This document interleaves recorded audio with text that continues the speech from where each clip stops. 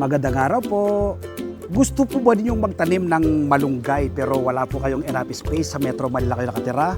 Sa mga bote po ng mineral water ay pwede po kayong magtanim tulad po ng aking ginagawang pagtatanim. Ito po, 2 buwan pa lang po mula ang aking maitanim itong aking mga tanim na malunggay na ito.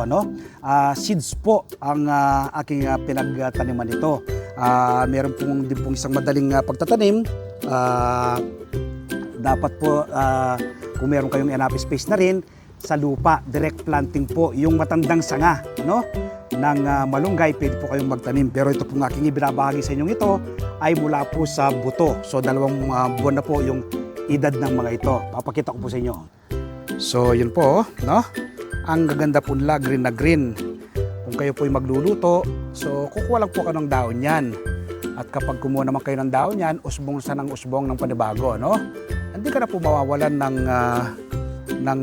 daon ng malunggay hanggat nabubuhay po. Yan, meron ka lang pong 2 hanggang 3 ganitong tanim sa mga bote. Kahit sa Metro Manila kayo nakatira, urban area, ay pwede nyo pong gayain itong aking ginagawa. Hindi na po kayo mawalan all year round na supply ng malunggay. Nawa po mula ngayong araw na mapanood nyo ko. Magtanim na rin po kayo ng inyong sariling pagkain. Ano po makukuha po ninyo kapag kayo nagtatanim ng sariling pagkain? Una po, makakatipid ka. Pangalawa, masustansiyang pagsasaluhan ng buong pamilya. At pangatlo, makakatulong ka sa pagpreserba sa ating inang kalikasan. Lagi ko po sinasabi, food security starts at home. Nagawa ko po ito. Tiyak po magagawa rin po ninyo na kahit na napakabisong tao, naglalaan po ako ng oras sa pagtatanim. So gawin din po ninyo yung aking ginagawang pamamaraan na pagtatanim sa mga bote ng mineral water, sa mga paso, mga fruit-bearing trees, mga green leafy vegetables, pwede po kayong magtanim.